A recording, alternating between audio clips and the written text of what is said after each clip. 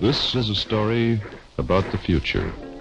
Have you ever noticed that everyone likes 1984? Liberals like 1984, conservatives like 1984, edgy 14-year-olds, including me when I first read it, love 1984. Libs think that Trump is Big Brother, the ever-present watchful eye in George Orwell's novel, who spews constant propaganda and rules Oceania with an iron fist. Conservatives disagree. Trump's America doesn't have any parallels to that hellish dystopia, except when you go after Brett Kavanaugh. Then you're living in 1984. And PragerU? Well, see for yourself. And Newspeak is the one I want to focus on, because Newspeak is political correctness. So what does that sound like right now? It sounds like he, him, they, her. So again, it's like, wow, how did he do this in 1948? I'm not exactly sure. Wow, it is actually so crazy that George Orwell predicted non-binary pronouns in cancel culture.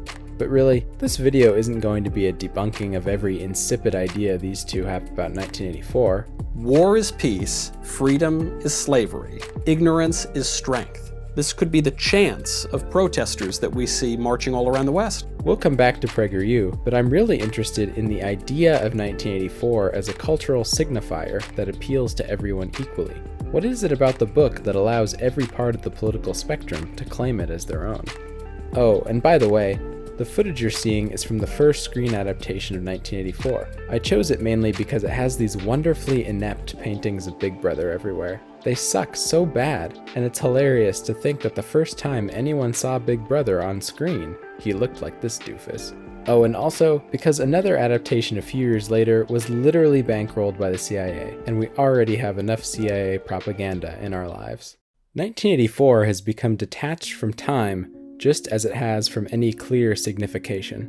It was already 1984 and 1948 when Orwell, himself a democratic socialist, was writing against the authoritarianism of the Stalinist USSR. It was 1984 in 1984 when Apple aired this commercial, directed by Ridley Scott. By comparing IBM to Big Brother, they, fought bravely for their rights to the next big tech monopoly? On January 24th, Apple Computer will introduce Macintosh. And you'll see why 1984 won't be like 1984. It was 1984 again in 2013, when revelations about the US's domestic surveillance operations and our extrajudicial drone strikes came to national attention.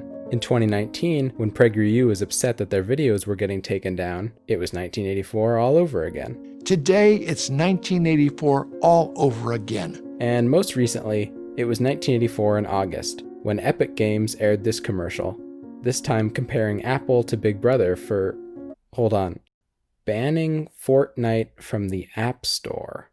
Well, that settles it. If you want a picture of the future, don't imagine a boot stamping on a human face. Picture a 10-year-old not being able to play a shitty looter shooter on his mom's iPad. Forever. But what do Joseph Stalin, Fortnite, and they-them pronouns all have in common? Nothing, and that's kind of the point. Semiotically, we could call 1984 a floating signifier. Semiotics is essentially the study of how signs, words, texts, artworks are able to communicate meaning. A floating signifier is a sign that is empty of content, or put another way, it is so overflowing with meaning that it could mean anything. Scott Lucas, a biographer of Orwell, notes that the vagueness of Orwell's writing means he can be stretched across a wide spectrum of political opinion. Now, I'm not trying to criticize Orwell's style here, but when leftists, liberals, conservatives, and tech corporations all find something to latch onto in 1984, you've got to wonder what makes it so appealing. Mainly, I think it comes down to the ambiguity of the party in the novel. Although from the outset the political system in 1984 appears to be collectivism taken to an absolute excess, we later discover the nature of the inner party is basically pure evil. At the story's most critical juncture, Orwell has his villains forgo ideology in favor of pure, power-hungry corruption. Whatever Ingsoc was supposed to represent, it's gone by the time Winston gets to Room 101. It is for precisely this reason that Big Brother is able to stand in for any injustice. Dave Rubin is actually insightful when he says, Our political system now is like this sort of fake duopoly. You know, the Democrats or the liberals and the Republicans, the conservatives, whatever. It seemingly is that those are the only choices. And yes, as long as the system only allows those choices, well, then those are the only choices. All it really is, always, is you versus the system. It's the individual versus the system. This isn't true of all political struggle, but it helps us understand the frame of mind that mobilizes 1984 to its own ends. The individual and the system are the broadest possible political abstractions. I happen to believe that leftist individuals are fighting against the neoliberal capitalist hegemony, but MAGA voters see Trump as the heroic individual fighting against the corruption of the Democrats. And big tech portrays itself as the little guy fighting for a fair shake in the market system. Unless we give in to doublethink, we can't all be right. Each of us has a particular big brother, each of us imprisoned in our own Room 101. Let's return to the video earlier entitled Big Tech is Big Brother. The argument here essentially is that companies like Google, Facebook, and Twitter are all enacting a politically correct regime of intolerance against conservative voices. It's their way or the highway. Conform or die. Tim Cook is figured as Big Brother, and the graphics convey to us that anti-hate speech policies are the new party line we all have to follow. Now, do I agree with censorship and YouTube's decision to poll over 100 PragerU videos? Honestly, no. As much as I despise conservative ideology, I think it's fine for people to watch propaganda and even fall for it. At the end of the day, people, not the ideas they encounter, are responsible for their actions. But let's look at the host's I'm Brent Bozell. proposed solution to this problem. Simply return to the open market of ideas that served big tech so well for so long. This is hilarious because it shows that PragerU misunderstands the free market ideology that led to all of this in the first place. Freedom of speech on online platforms is not protected under the First Amendment, which means that PragerU is losing in the marketplace of ideas. If they actually believed their own words, they would be trying to compete. After all, the best ideas should rise to the top, right? Again, I'm not fond of the fact that a few media giants dominate all internet discourse. I don't like that the public sphere has essentially been privatized and moved online.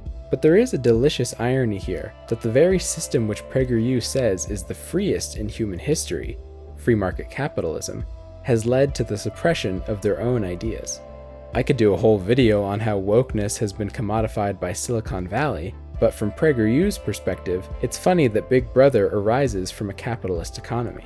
This is why Dave Rubin has to assign blame to the so-called radical left for all of these imagined injustices. He cannot admit that cancel culture and the surveillance state are logical outgrowths of neoliberal capitalism. That the end of it is that this more liberal, this ultra-lefty progressive thing will come in through the soft spot of liberalism, the openness of liberalism, and dismantle every statue, destroy every university, crush every newspaper. All the great achievements of liberalism. And that's exactly what this book is about. And this question of how we really arrive at 1984 is crucial to understanding the dystopian genre.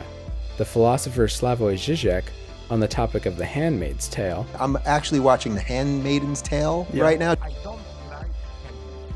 Argues that it acts as a nostalgia for our own present. The series and the novel are one big nostalgia for the society, liberal, permissive, in which we are. It's literally our view into hell, to be glad in what nice society nonetheless we still live. Dystopia is always a warning, a critique, but never a roadmap. Dystopian fiction and the metaphors it provides are a way to cope with our present by inventing a specter of the future that concretizes all our fears, be they left or right, progressive or conservative. We always have to invent Big Brother. We give him a face, put words in his mouth. Oceania has always been at war with East Asia. And ever since George Orwell put the words Big Brother into print, every year has been 1984. Hey, thanks so much for watching. I hope if you enjoyed this video and you want to see more like it, that you'll subscribe to the channel. I've got a lot of ideas in the works, and sometimes it's hard to decide which to go after. So, what would you like to see me cover on this channel? See you next time.